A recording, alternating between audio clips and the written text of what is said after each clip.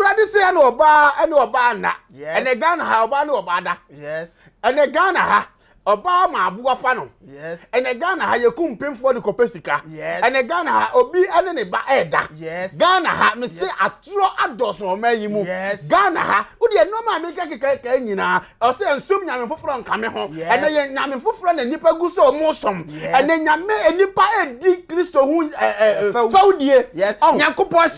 Nyankopon si in the realm libro kotokopoko obehe ne nyame flashing no kra. What you say? So because Psalm 94 verse 23 now. What's what you abone obetu abone yefo ka o say the omunyuma sitia. Proverbs chapter 11 verse 6 so say for tene ne beji won na nkontompo musubom no obede obechi won.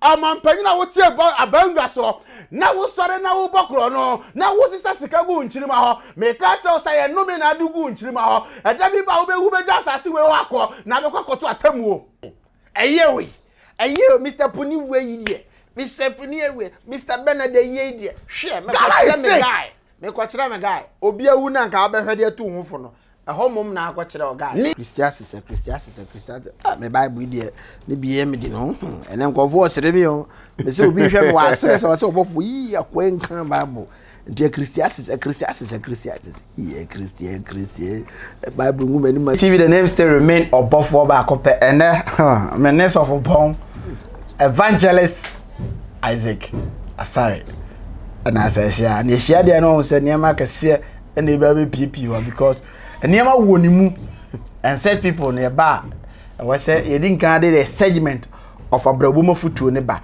and sunny we are the topic of today na nkasa no yakoso. And the topic of today said about wow me na one switching through or no anga say na dey can we nkan we. The topic of today no on say me program start here Ghana is sick me can Ghana is sick and Apostle Louis Bano say Ghana is not sick but the leaders are sick.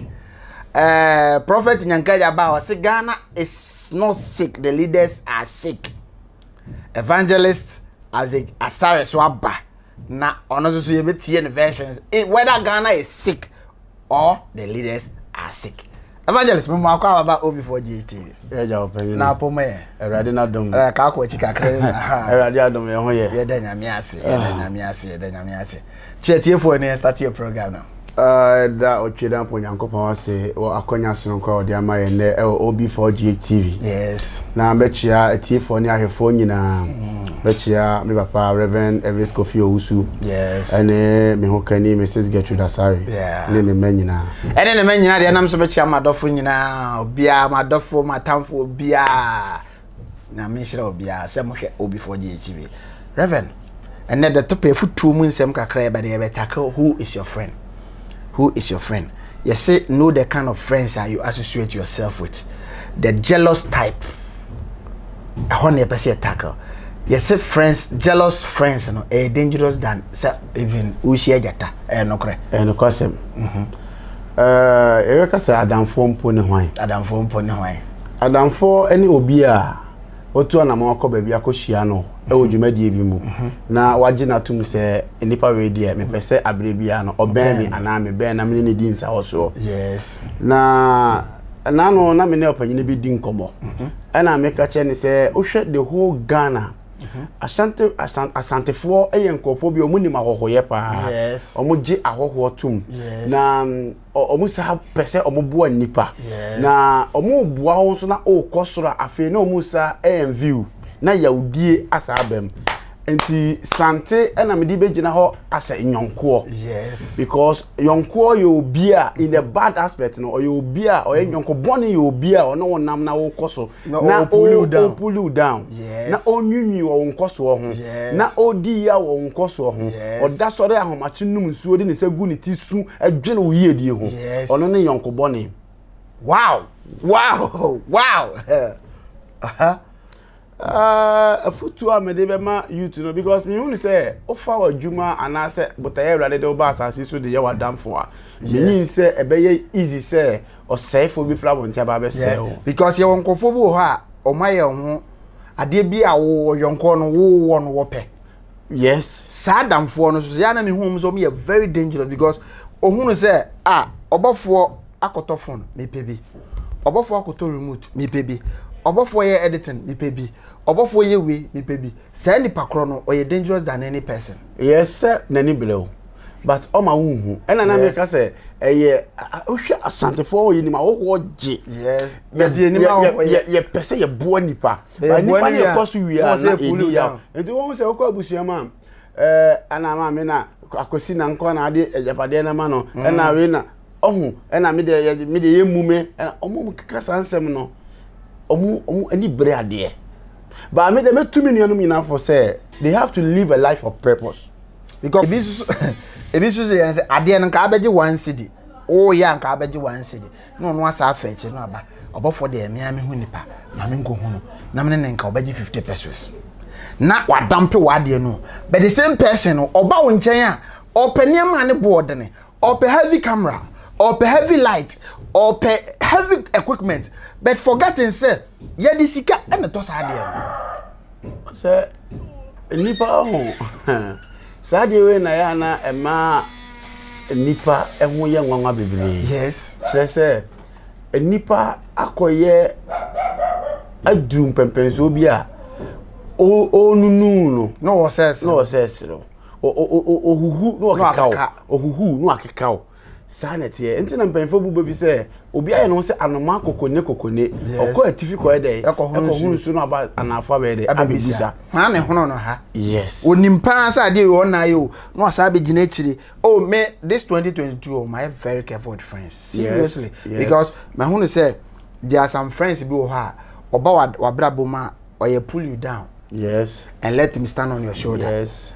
Adie bia e de wo glory beba no ono pese obegina wo abetiso no ono du koduru ho. But oduru ho wi a na again na Adom achede into your car obesa down. But the ya say oduru ho wi no push you out of the lane.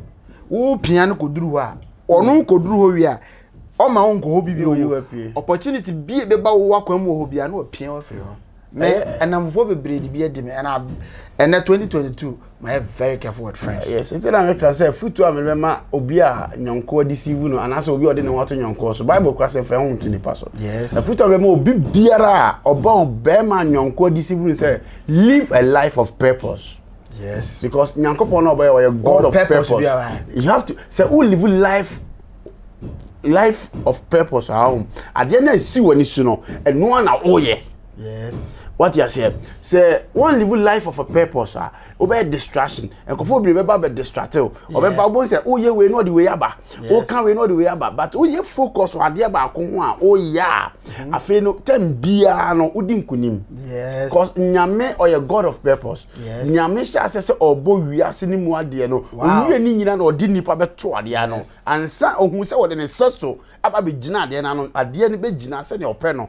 Enti say one bo on live life with a purpose and kofo bebre bo obrabo mo ba be distract o me na say focus na wo be say wo kɔ no wan hwe adamfo bi ba mu obema obe distract wo mu afiri ho ade we de nke ni say na nka ye ade we de nke ni say na distract unkwa na nyankopon resagu wasum. Sometimes somehow that dey am catch your menu abema menu aba bia wo hwe me de say me papa bi or my spiritual father ka say be serious you are unique in your own way. Nobody can imitate you. Do be said then he can never be you because you are you and on yet different person and you are unique in your way. Hey, ade na wo sian obetima ka say editing na me ye mesuan. Obetima ka say hey atade na show me to be but no matter what the person can ebe ye no he or she can never be you because you are unique in your own way. And just focus on whatever you want to do and ema obi ntwe won san. And the two enipa obedi wachi from 0 no udru 100 are still obedi wachi be won kofo bi wo ha o 0 you will not find them in your life but udru hero that is where you see them sankofo no na oye nyansani a you have to be very careful with them and I apostle na me nya adre because your kofo bi wo 0 ohun omo wa brabo mu da but when you become a hero every day and yes amasa boss and na you know boss but da obekọ 0 no the name boss name obi afeni ebo din wie e kire say your pocket determine your future but and being hero attract people. Yes so ombeba oye there ombeba ba ni nyina gina wo otutu ye ene how be your nyoma. Yes. Because and then nipa bia pe ade a aben because see I started OB4GHTV for front. Yes. Not a struggle. Yes. But do this level me how be to me for phone no afraid. Ja me person ba platform so. Yes. Na my analysis on the person background. Yes. Na me who say it does the person deserve to be there? Yes. Because there was some heroes be omodi na so from the time and it was zero. Na nyame adue du soro ha. Na say nipa na frɛ me. Na mo so ma frɛ me a I would choose to pick mema mama din kan ba and sana even that person now obeba for the show no obeba pa nyame show so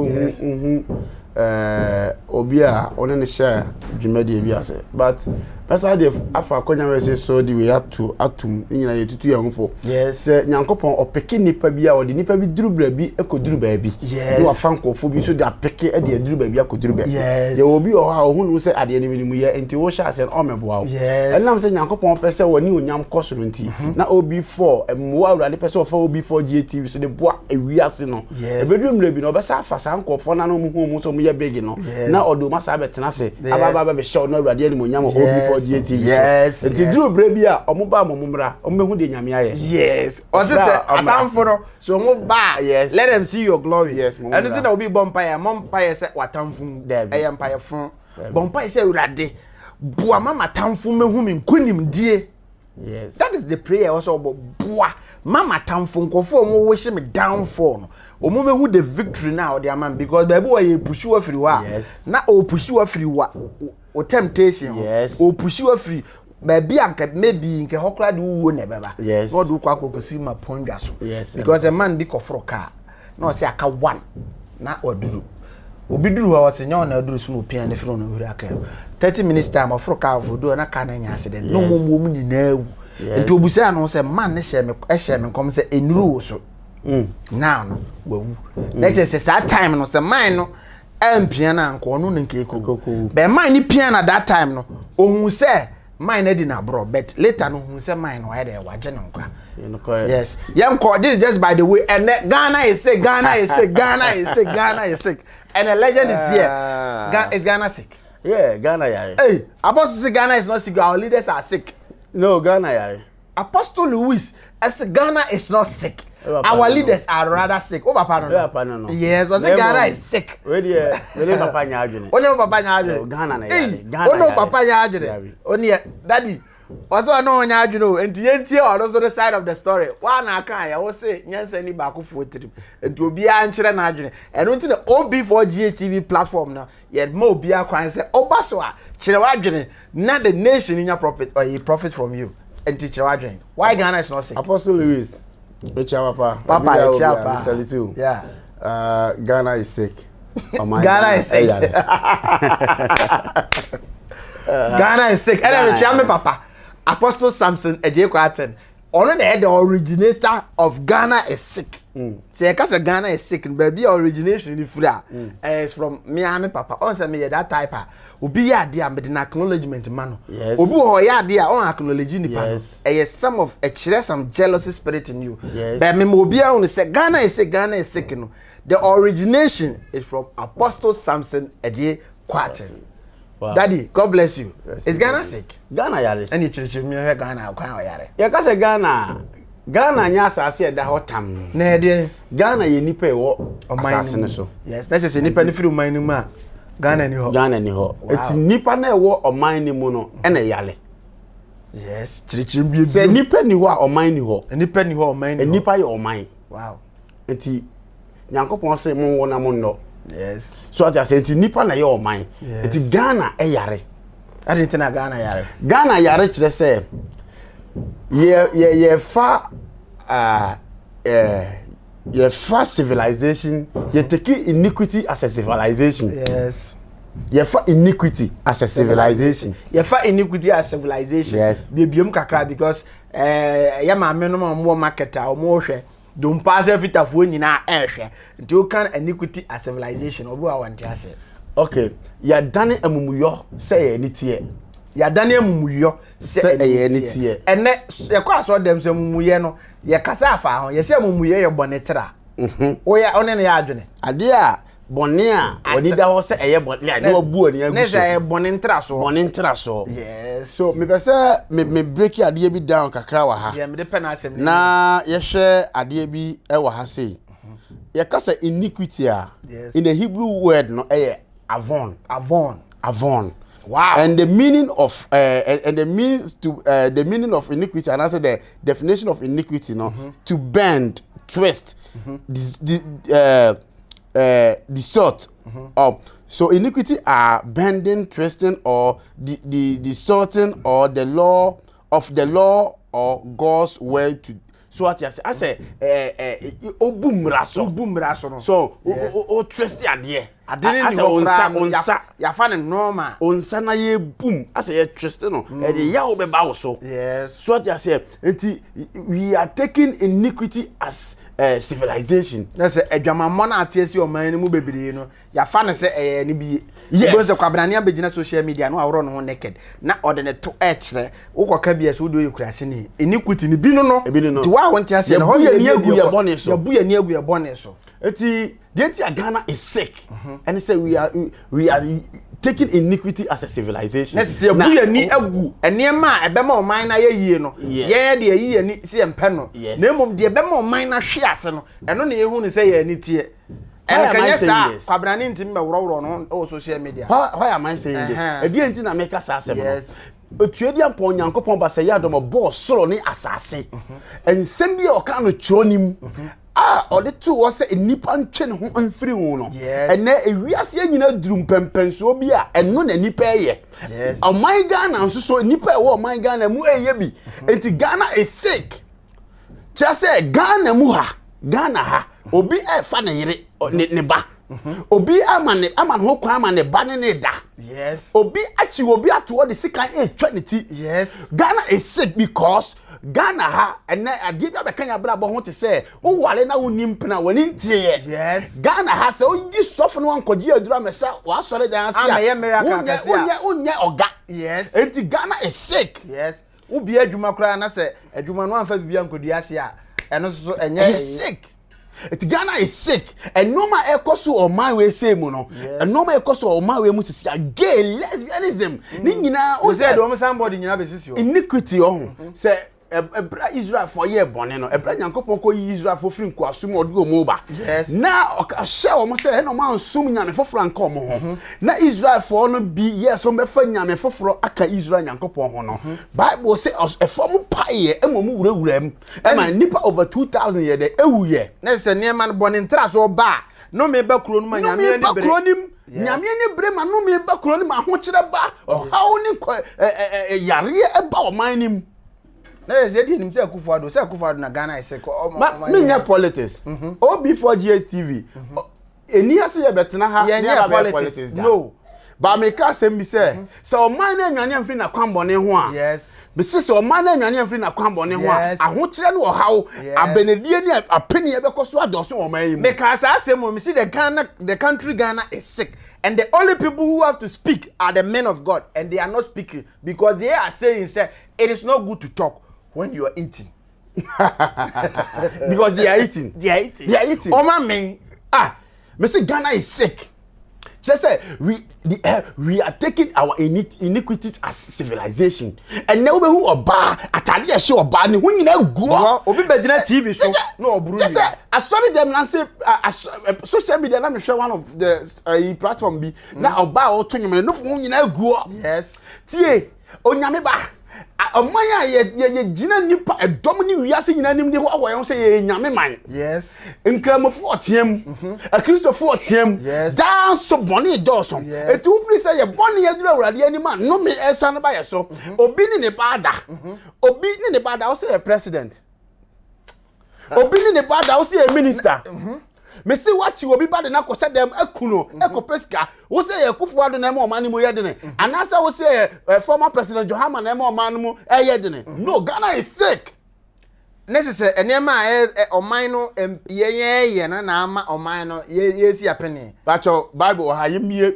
Psalm 94 verse 23 Psalm 94 verse 23 yeah me Bible you me Bible you Me Bible you mamimie. Aha, fabla. Ebala. Aha.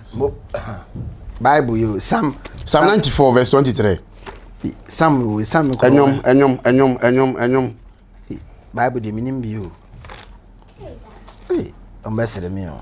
Ngofo sere me.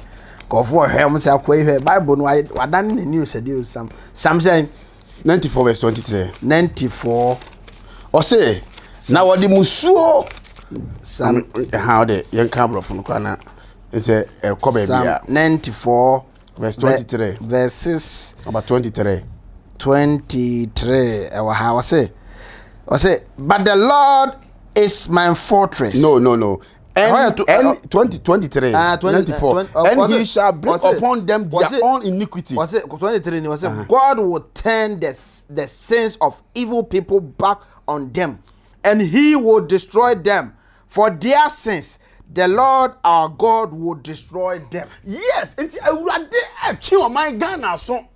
Awurade echi wiase aso because you are taking iniquity as a civilization. Yes. Eti ene oba sori a atade anka oba se ofie ni kunu kwade ni nam dem no hye di pia bontene. Oba wale ofa ni kunachi. Mesi opanyini efa ne baba.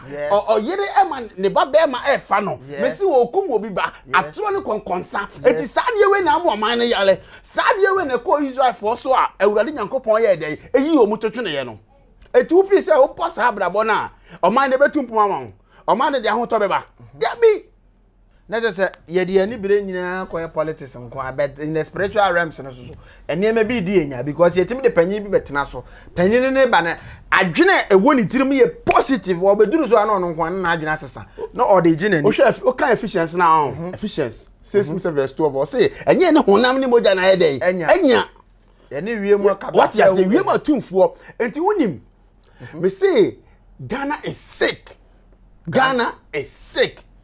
Let me tell I'm say ba ko so nchire Ghana o nyene ne ye beba ho ono ne personal interest eno na ekoso wa ha because obi ni me say me kun obi de to asase bi so ekoji sika me personal interest ntima yeye. Yes. Ghana nya asase no Ghana ye nipa na ewo asase no so no. Yes. It is nipa ba ko na bejina mu no oba start ye na didin bae. Yes. Yes, okay. So Ghana is sick because we are taking our iniquity as a civilization. Wow. Ye bu ye ni egubone so. Ye sorry so ye gu asori dem ya here baba. And no be who sorry them as soft one mu be fan solema. Yes. As of ma mu be twempena and then lesbian school and then susek and kuranketi am secondary school am me to aduane ma mudi. Even panties ne pad am bo ko ma me ne papa no twa ho ka. Motimi aduane free school akwakoto amema e wo baabi na one mema twetwehyeha na se wan wie school na wonyem na akwa wo miensa okwam na ho kire ba na obetena se oman ni ma yedene eye wa na ama wabrabo mu yedene enye oman no you are sick. Ghana is sick because and then Granny baby ebe ma kwan no mutim betena social media catches SS for yebo munhwe mu kru yi SS for my yebo munhwe mu kru yi the just the where ye grooming kra no and am the nation Ghana I sick and then no baby about say fashion obehu Ghana ni abaya bia na change gugu ne nan opa mum ye interest ni ye musa change Duah change egu enipa nan baby e free nipa be na ode ba ye. Okay, can Bible Genesis awale mienu papa Cain a okuni nua Abel ne ba a ye frɛ no Lamak a wona de awale mienu ba ye enne ye so awale mienu so asori dem bi mu wale mienu enne me say Ghana is sick so me say awale mienu no enye wrong in the Bible but no yeah eba e ma won kan no wrong one suffer ben no say awale mienu wrong me throw challenge am suffer bia o say David so for say David wale baby am ka say me David ni Solomon nkofo bu kan sem bi di go mu so abra enya no kwasem omu nsunya kiro ni ye David bo adwaman de okofo odi yudi akogina ko no ekofo ana yere but am ka say me kiro Solomon ani David tio omu ye ohene ya no mu okro ni ma se obi ayiri wu a no ma fa ne se okurani no mu hwe no enti no ba be ka ne yire no mo onye se ne yire ano no mu di nhyiamu. Yes. Did not ne be ne mpranfo no so me say mpranfo so bi wa fa am ka say me ncho me say Bible no ya omun kan ye oni abre because Bible no because omun kan ye so me say Bible no omun kan ye Ghana is sick. Ye leaders omu ye Ghana te say ye ne ha Osofo o ye Ghana. Wo sa layman na onam ho no o ye Ghana. Me evangelist Isaac Asare me Ghana. Se me effort. Me put good effort to Ghana is moving forward. What you say? Ye jai no ma papa bi a onyankopon ka to ho ma ye Bible say ene no ma onyankopon ka nyina enkofo di. Ene police ni be gina kwan ho a obeje ne share na okọ owie o de share no nko. We have a say leaders. You are not the one who causing the sickness to Ghana. You are the one. You are taking bribe. What you say? You are taking bribe. Enti wo na wo ma Ghana ayale enti wo na wo yale. We are sick. And the governmental institution omo ye adwuma. Wo be se kwabena na ejisika na no da share no me protocol pin wo. You are not qualified to be there, but they force you to push. Enti Ghana kroni di na yale anase emu nipa na yale.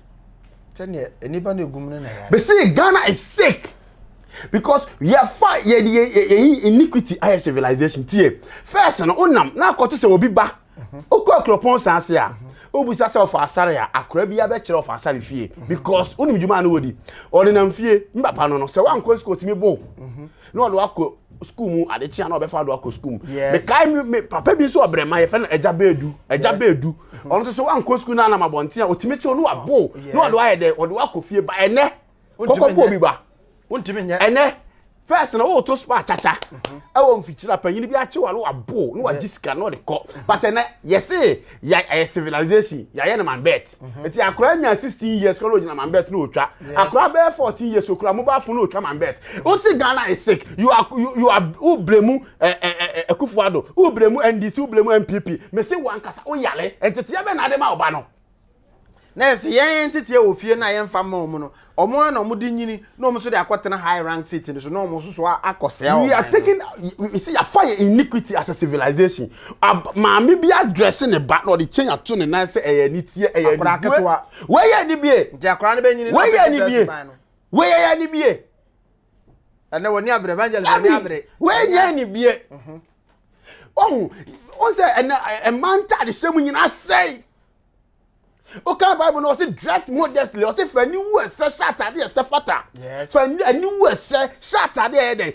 say fata. Yes. And then because of iniquity, your boy and your go soon your civilization. It will be solid no Saturday time ya him go say man na busu akra. Was many ate. There's no be better social media no oburu ya.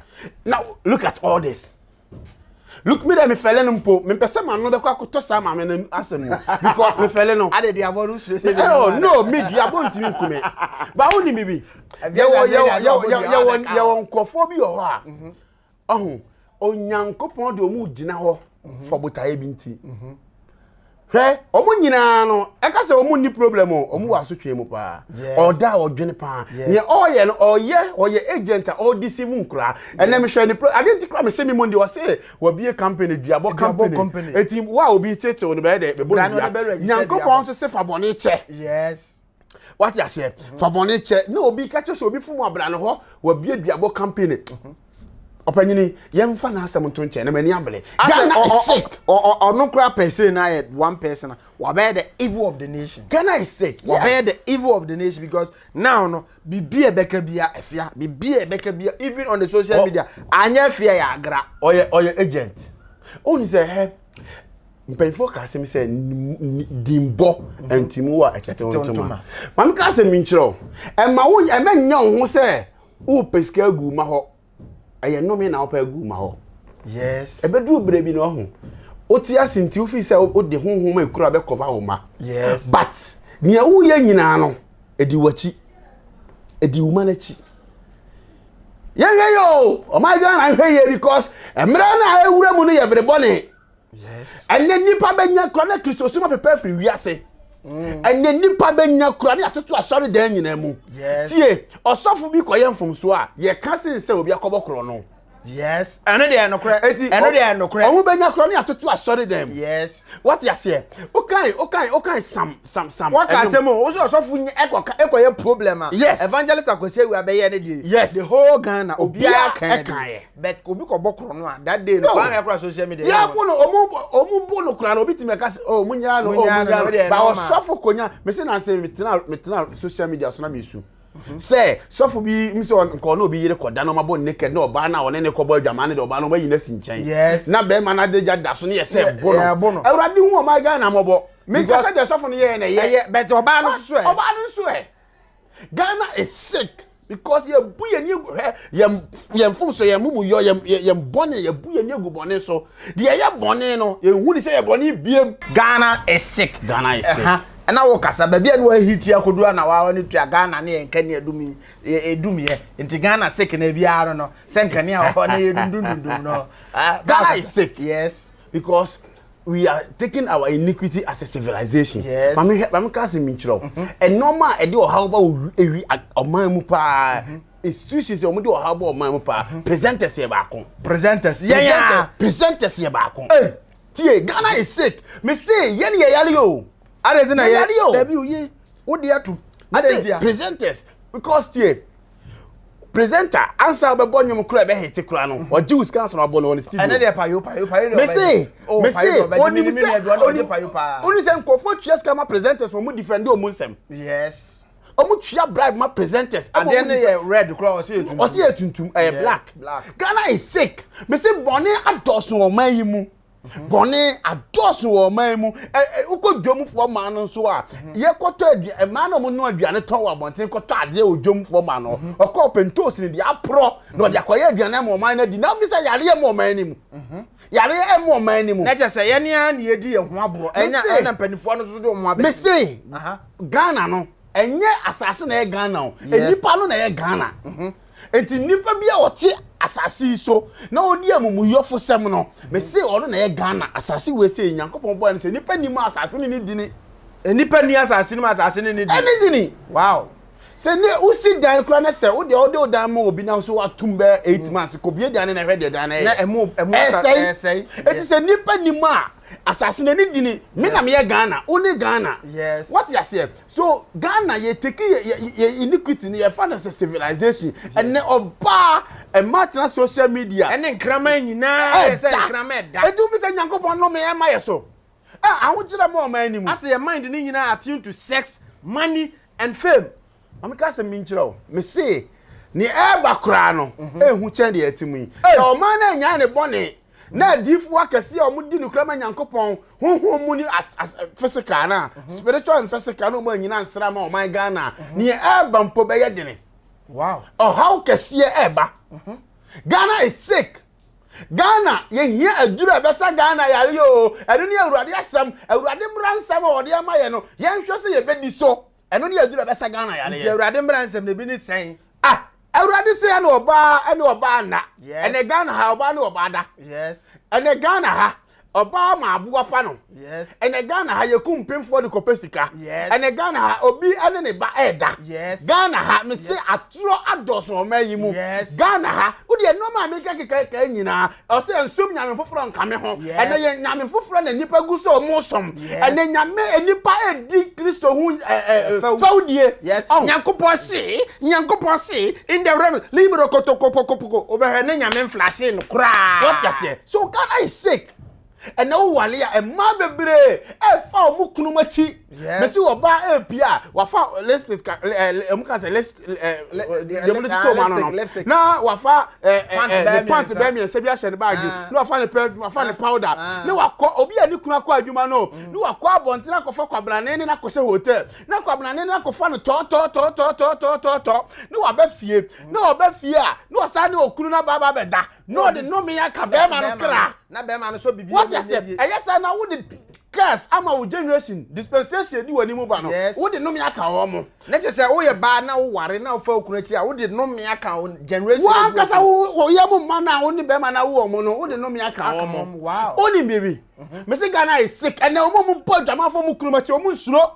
We say we are fight iniquity as a civilization. Iniquity as a civilization. I would rather say me too for oba wutie me ma wutie me. O man panyire MP, minister, DC, assemblyman. Wo for ma ye lema wo ye adwuma. I would rather say me kan tell say I said ya wo de ama no. Wo ni so a wo na wo de no friend no me ama ho because kan Psalm 94 verse 23 na. Wo se wo de abone obetua abone ye for ka o say munyuma sitia Proverbs chapter 11 verse 6 so te 14 ne beje won na nkontompo musubom no obede obeche won amampanyina wotie abanga so na wo sore na wo bokro no na wo sisa sika gu nchirima ho me ka tell say ye no me na adugu nchirima ho eja bi ba wo be hu beja asase we wakọ na be kwakoto atamuo odi amomfom sika no anya mampani ko na ministers assemblyman asofo evangelists presenters ahemfo ahemamo me say mo nyai amumuyo na mo nyai a me say urabira bi ba uradi nyankopon di asoto kese ebre mo he eno na ekoso me say oman ne yare na so person che say oman ne yare ni say ye ma position bi se betena so ya position di no kura wo so na nyankopon fa nhira a opeso de ma ekuro no emra obi wo ha nyame di nhira na ma no say wo bra na be ye company ni ye na ma company ni nyina eno ono ni greediness nti ono nko afa na she ni bottom na ono ne girlfriends ni na yi o ma to talk asa kese de dem na no me no na gumo so. Innocent people are dying. Yes. Innocent people young ones are dying. Young girls are suffering. See, my Ghana is sick. Me say, Osha institutions say, my yima. Sika fum, sika wia, opuni, papa, cocoa board manager, no. Yes. Video be buy say no credit ya. Already them sika ya pack ya go. Me know that video them who say fake. Okay, me video them here. Sika we pa na wo dia. And nanka Ghana we are there. I say Ghana is sick. Me say oman no enya Ghana flag na your oman no. Eh nipa e woman na your oman no. Ti nipa no yare oman no yare. Yes. Nipa no yare a oman no yare be. Ayare. Ghana any nipa it say so anybody. Ghana any nipa it say so anybody. Say no before GTV any evangelist Isaac Asare. Then heat na obono. Wa mama so be heat abasoro because me best start with from Ghana is sick. Ghana is sick. And Apostle Louis Bow say Ghana is not sick. Our leaders are sick. Prophet Nyankaja Bow say Ghana is not sick. Our leaders are rather sick. Evangelist Isaac Asare so Bow say no. Ghana no. Eye nipa na ye wo mu no. Enti nipa na ye wo mu no mbom no. We are rather sick. Not until we the people in the country we are rather sick because if we are not sick, yam fasika man say fakwa ye kwan na ngwa wonti nkwonkwoto dem na no girlfriend any enjoy am at the expense of people no mo nchen en sofa dan sofa sick boni apaja morning show hit e ba no anodin evangelist na akasa Ghana yare yes we say odi o man bia obebu na ni egu boni so no afa boni say ye ni tie no yes me say o man ni bre because you buy ade ye boni affairs na Ghana for John free ho they say no ye John to because evangelist apostle chere say 11 at the end of every month be Ghana to me generate 70 million 70 billion old currency from 11 every month. You must say scan. What are they doing with it? Almost in my account to be a man can just scan when you Mama can say mincho. The America say Ghana is sick. Leaders, See, you can't leaders and your potential leaders. Yes. What you said from the presidency to minister. Yes. So that say now about MPs. Yes. Those people are the potential leaders. But Uber from now, Omo mkoje di Levis kana office na kosi wono. Omo ni kan yes kana sana akọ. Et ejuru so na aya kituwa bi. Obi timi kwa akoye company adwuma okwaje di tax na ne ma no. Obeti wani no. So waje 100 million and what the 20 million come up. Yes. Ye ni say abanye sika bebre agu o. Yes. Enso na wokwabra ni botom. Yes. Me say nyankopon asem bia waka. Awurade aka oka Jude chapter 4. Jude 4 coming down now was saying if you tete eno omu wi omu ba ahini anim ebeda na ye na Awurade Yesu Christ adom ne say ahohwie. Enti akronfo no they were there over 2000 years. Asawfo they were there over 2000 years. Oba ofani kunu omu over 2000 years. But omu doso na boni ni dure Awurade anim a na Awurade apepa wo mo. No de no me ato omo so. Na Awurade amoma bre. Enti ye aduru Yesu say bre. Ghana Yenye me say man ka se minchira omo. Omo say operation say what you see. Meboa. Ameka se minchiro. Awurade baby a science atara ya adwene a baby a bukum halamfo ana se baby a sa enkofo bebu omu hanu mpo. Ahe ombebu omu hanu o minister bia fichire. Eso hu nka. Yes. Because boni ya do so boni mini kuro no. Obu ha onya de one na ebusuanku abedi anu e satisfied. onwe na obi aho bio whatever goes around no mfa ho bio person me call baby kura now politics almost sacrifice no because ade awurade de to makoma so na awia me da wa e pon aso me kofi me da wa ana me da wa na awurade me ti voice no say we adenti na ye fa ye mumuyo say ye nitie because ene e sha check sem kan me road glass na sia ene obekọ obi bie sport you kura ye boni dada o obi sport na ye boni what you say now wasa akofa ma yes amama wuro mo ho naked abegina sport ni mu ho ebu omumu say pam na o madega da bontene na okwabna ne akotua sika na akoda ho na oba na tena no so obedwamu ho na obu ni musa na okwabna ne nsa ne nam no ho unim say sa de enye nyame achi wade nyame achi wade nyankopon achi wade eti wo ye we anome nka asase no be kan asase o anei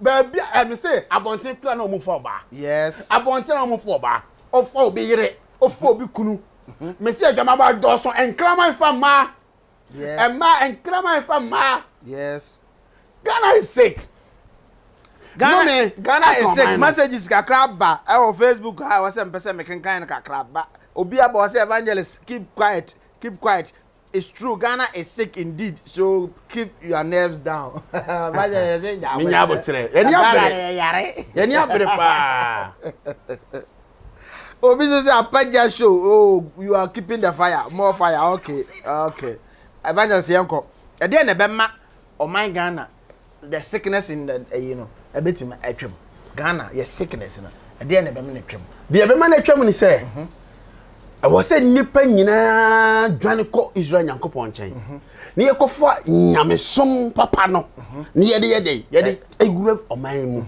hwe o se Ghana nyamesom ni ha enkam enipa bebre am robbers enipa bebre ebebo sebi be sibra enipa bebre ebe kunkum nipa to abonti because of ahode ba Kristo sumo wonti no I put fear in some people among kofo be hu se ade we yenye because Ewurade asem mpe na ekuo kakra bi ayede ati omo na omo esum nyame ne kure eti se Ghana yare e o Ghana so betimi akwa se wo yare na se yare be kwa che ko hospital ko no maduro yes eti hospital be yankopon na ye hospital kase eti wo ko no ma enuro ne nsem no na sede ne mra nsem no o se so okay Bible na me say I mean story no ebra na Israel Moses di Israel for twapo kokko no na esukom di wo mo esukom di oman no Bible say omunwinwi no mkasa kaseti ya Moses nyankopon na Moses kosu nkobon pa ye ne nyankopon na Awurade kire Moses dua bi se onfa ntu nsuo bi mara aya ade a enyo no Moses di dua ne kotu nsuo mi no nsuo ni ye de ema Israel fa na esukom di wo ma no mkasa kasa bebere no omo nom ye no ema nsuo ni ye de mo mutimi nom bi enti se oman Ghana betimi akọ adifo omo ye afri nyankopon bi te se Reverend Avis Kofi Owusu, Reverend Alfred Nyamiche, True to Heavy Ministry, Heavy Sickness, the Holiness Churches. No. Apostle Samson Ajay, Ajay Kwatemo, Umako Mokotio. I said that you had to say, oh, favorite. No.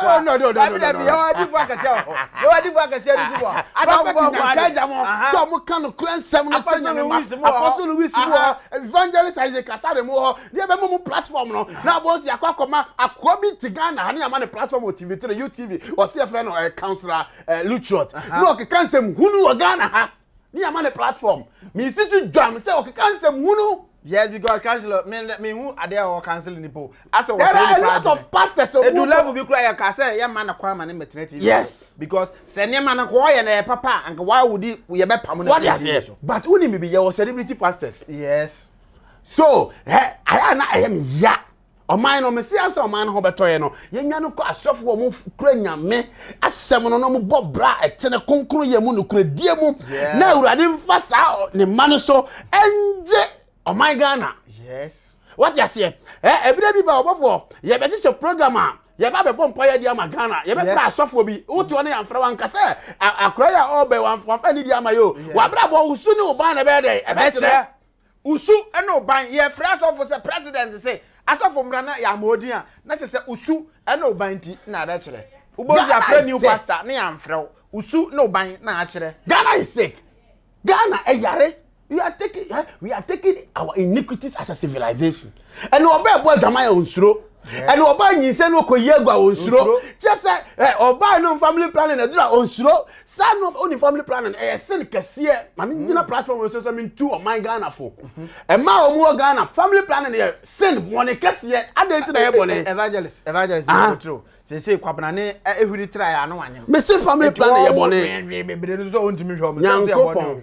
Obi bo bi ya ka se me ho de me ya be kire mu ka se me kire mu nya enwum bi bo se ye nyankopon eya odie kosie ansa na wayiye na be kire tie enya abure nyina na be ma se so no yere da nyankopon my natural family planning but akono ne atika bone a ewura oman ni mu aye musu adi musu be wati nkan ya sorry e va nkoma obi foforo na yere da nkan ya me ba cho tie obi biara onye urade nam na onkunkun ti ni mu no enya bre bia na opeso ne na yereda nyame oman ade bia nyankopon bo man nipa bia oman ye ho ma no a yes what you say eti nyankopon bo body no o kire kwan fa so no abode yes o kire kwan fa so no abanse sekraman kora wata ma kraman ne so na nkraman kofa what you say but nipa de you need time ayeso enti unim family plan dey tell bone ne say buza ho say ede be na wura oba ni mu a e ma oba nyinsen enya nkwa life enti life no o de aduro na kun life no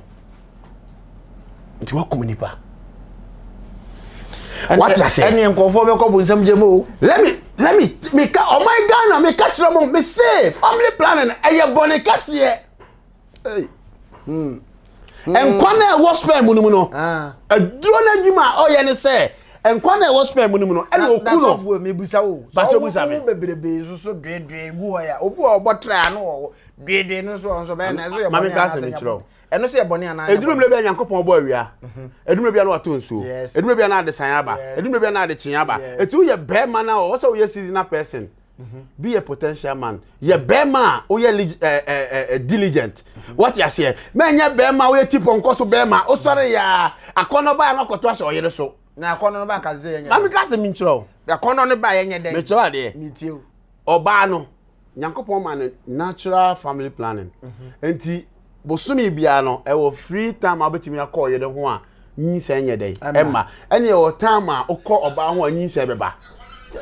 what you say enti too much of everything is bad ade bia amuro so na ne komone enti sade na Ghana se ye betena social media na ye ka ene oba no betimi ne da say metimi say enyiro ton ba be eti obahu se na ene na ji akono ne ye dey eba eti time na so no obeye enti oya onu se yere banyu na koto aduro de amano pacho what you say so nyankopon bo ye no wansisi be na se opesa ensem na ye tete no ya som na arouse yakono bebre ana de onu se eno be ma ho mema your problem but me person ye be ko ho bebre pa me be two of my Ghana for say one of the evil thing am Ghana yare a adoso Ghana e pa cho oba ne ko secondary school a okwo o de panye ko share ne nsa ho no panye na mani pa ebo A1 panye family planning panye na de sha akra ne ho no ma me e mani akra ne ko bo A1 na sa akra ne ko no ya o ma onkodi onyem e promote ajamamo family planning e promote ajamamo se sa akra ne ko school ma me na family planning se de be ya ne ba na e tu wo family planning but family planning ye kekare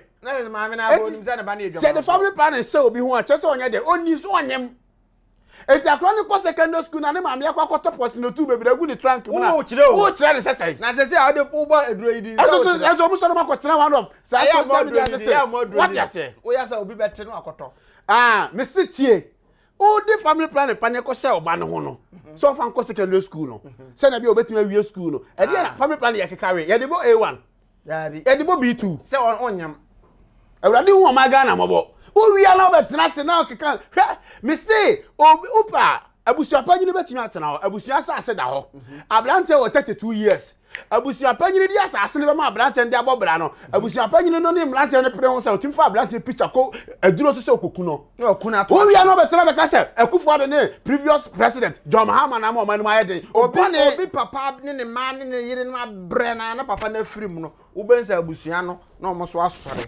abusuya japade no and I is sick God me say niya ni suban ye kro me mu no ano ye friend daddy sort awurade hu ya mabo me say Ghana is sick me say ene opa baby adwamamo adoso pa first no so obi ko yiase a okohe kwan ni nuane fa so da ho ene abraba na ni nuane bo na otimi de sachera mpo sofo bi anka sanchera otimi de sachera se yiase na adwama mo tie se yiase no se kwabra ne ene o chia no otiti ni nsam o chia no ni etiti ni nsam ayie ba na obi atwa na wa mu asra ye gon we Mr. Puni we ye Mr. Puni we Mr. Bernard ye die hwe me kwachira me guy obi awu na nka abehwede atu hunfo no eho mom na akwachira o guy ni ye na bo amba Ghana mu no e na ama Ghana yare what you say ubehwe the say politicians so me awu e na me be ka be sisu no am ka se me chiro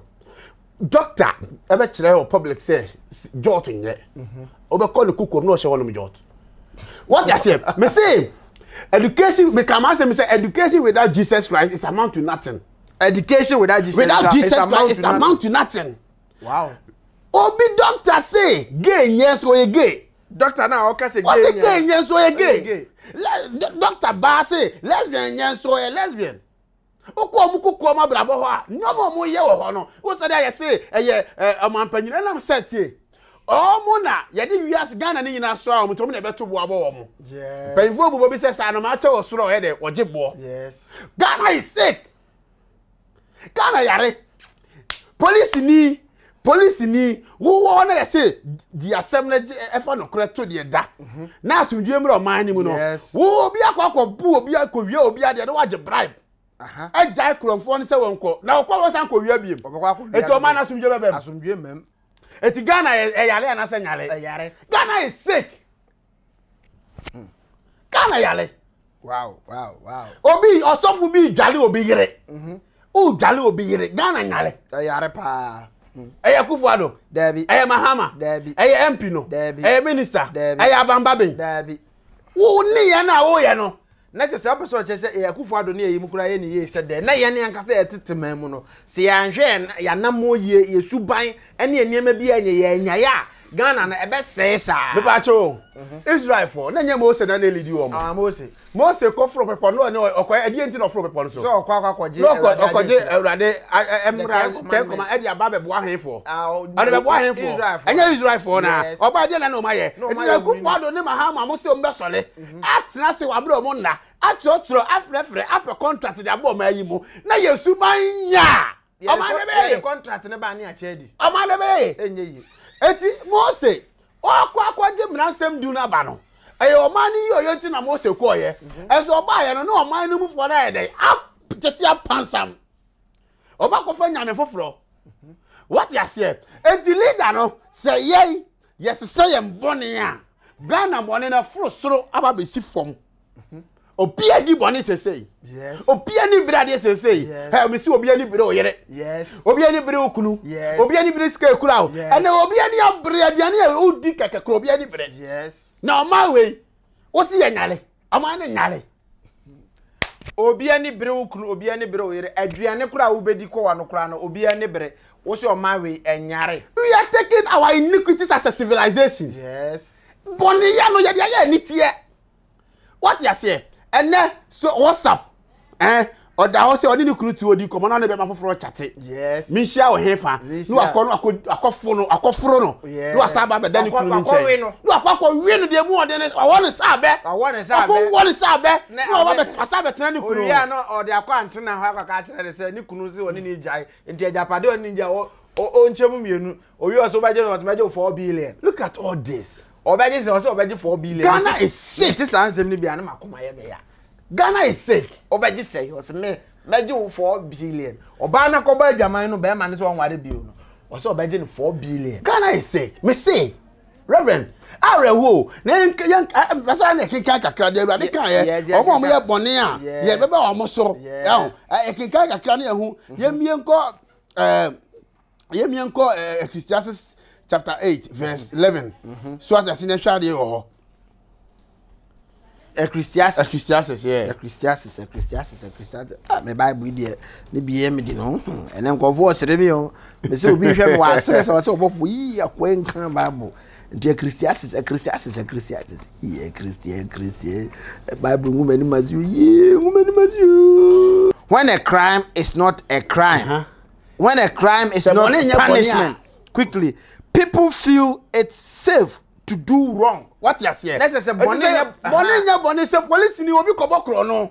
Na say ye ba say ye fa no coffee ase no kosua nyansa. Na okoje bribe manager. Na say bonnie na enya bonnie biem. Ya bu ye ni aguso. Yes. What you say? We are taking our iniquity as a civilization. Yes. Aya ni tie o ye smart. Bonnie nya bonnie a ugina kwa ho na wo gigye hye ho enya bonnie a ene obi a be di bonnie.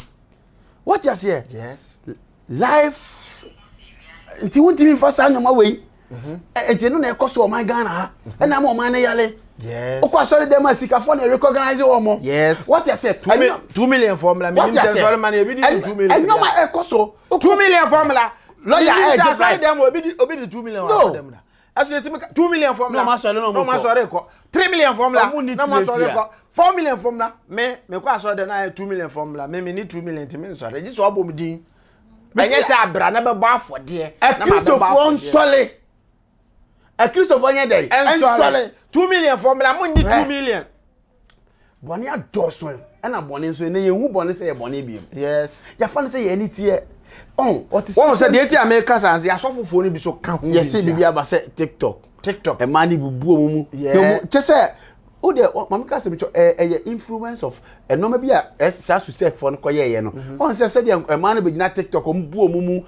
ayi omumu style no e na nkura no so hwe bi a omo practice sa de no as a social media no I take anya bad influence in the youth in the life no more than good influence yes because and then no bebre ni ba YouTube or na Facebook or na na what they come and do is insult abuse and just do nasty things on kwa enya de ene obi kaseti obi kura on fele first no so o kasa ho amanya ma o kura mpo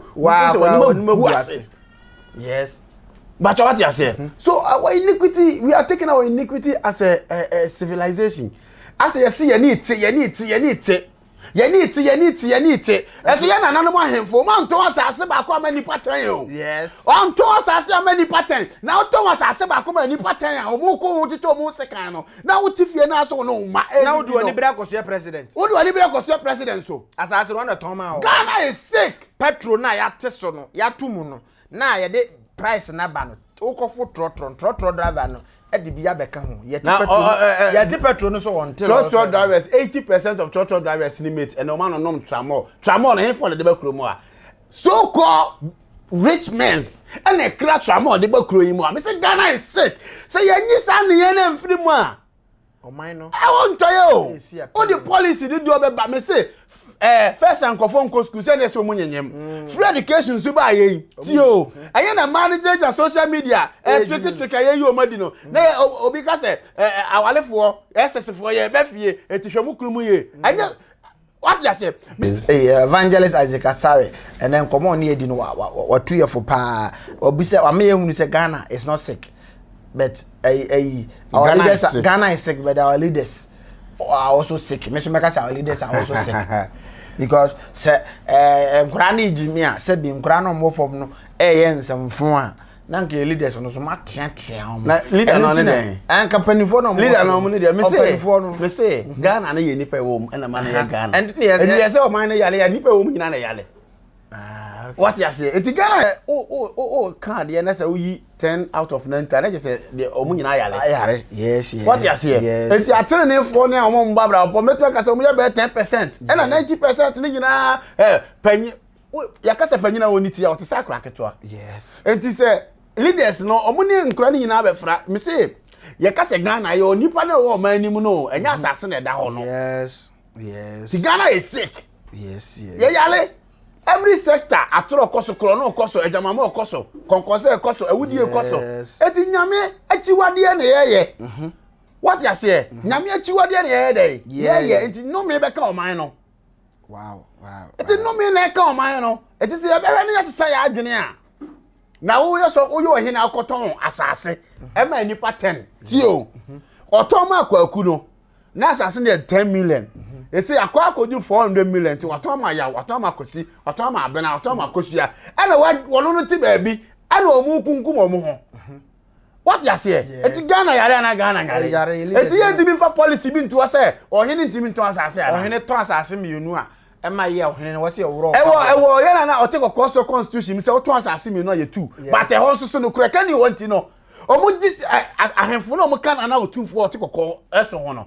And say the parliament chiefs omo de da mia no say from say oman hene no. Bebre gisika fra ahemfo nketo no ho eti report o say report omo kire ote kokko so no. Enko enti be he no be ka say na na abu nani agu. What you say?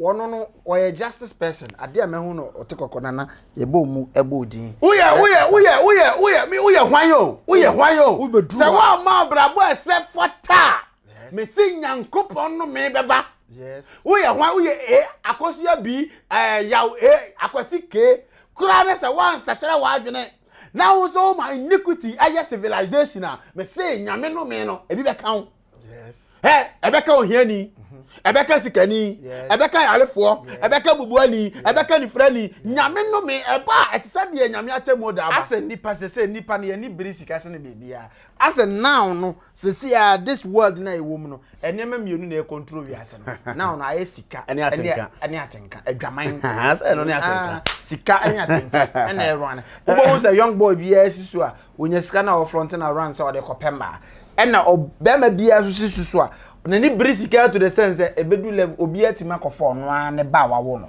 e de na ko jiskadro oh say one live a life of purpose anxiety frustration yes ebecheche okwam yes ama wayira okwan tie Pharaoh ade bi siye na Pharaoh ewo na Mose ko e no se awurade se memeyi ne man free Misraim wow enyoma bebre ko so e ma Pharaoh ti asese ampa Mose mfa Israel fo nye de enko enam say one tie futu panti omukasa gu na sum ma osa fa soldier fo say omusanti wo mo ebra so ode ntra so ba bia no e de o hawo na eba yes Mose ya so ode ntra so oye say o put on for de nyame aka ba ode ne ho to na hode ne ne sika ne na so na sarafo so no he de nyankopon ye o mo Bible what you say o pipe kokomu ma ne ma fam and wo kan o mu ne ye dey egum and wo hye o ma se wow what you say enti sane nyankopon ode ye ne ode ye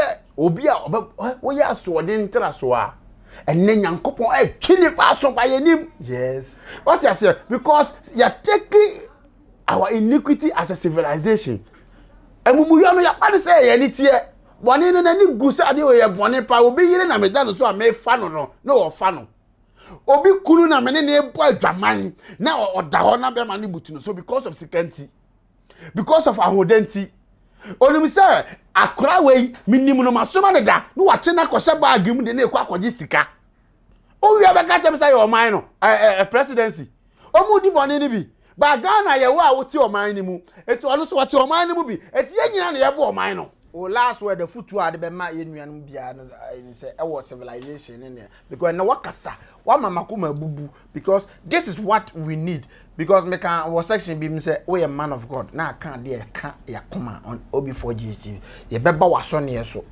wasone de say na sa wasole dem share them aswe kura so ni ya share them na ya on now from obi4 GT ni ya on now mo say indeed uye nyame adwuma na de oye no obi4 GT so ani aso because there are some people who are enema omo ka no bring it down many people damp the spirit of people from Christianity afutu adbema be ka we na me wi aba afutu aba unse ne mi papa bi bo onwum bi yes o se nankada ko bi mi da hwa men konkote pope men konko hwa ese oso ahima ba kwa ni da so na ja to mo na hye nanka otuesu ma ko besu ensu nyankopon tiasio omuyo ensu Yesu tiasio omuyo tie ensu Yesu tiasio odofo a utie me obi4 JTV Yesu tiasema o emoja na da so kasama eye minu mienu bone ye mumu yonti ena papa ni ja na hini o ebe fa akwa te bia de to no ho so ena obewuwo ya tie yen kan quotation we na me fama asem twa yes quotation Psalm 2 and then verse 1 enyom shama konfo Sam enyom they say last say Sam say Old Testament wa tende woto kura Sam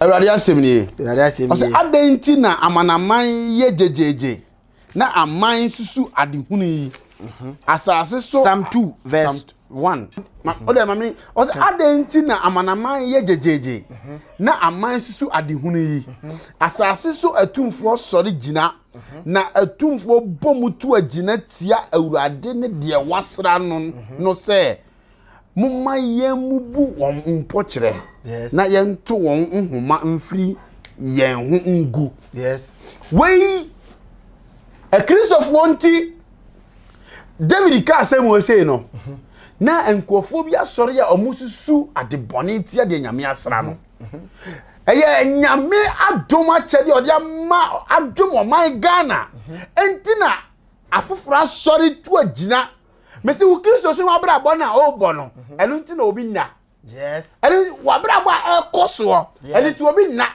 wo yie die wa wale papa wa nyanti obi nna mesi o hwese obeba wo mu obeba wo nchen de afutubo ne aba be se o na wa be bu mpokire Nyankopon bamba de ato ho o hwe kunim de wo abra bom na kwa be se na nani ji aba enu ti bamba Awurade de ato o man Ghana ho no atamfo na bo awuram omo yi bamba na fro man Ghana ho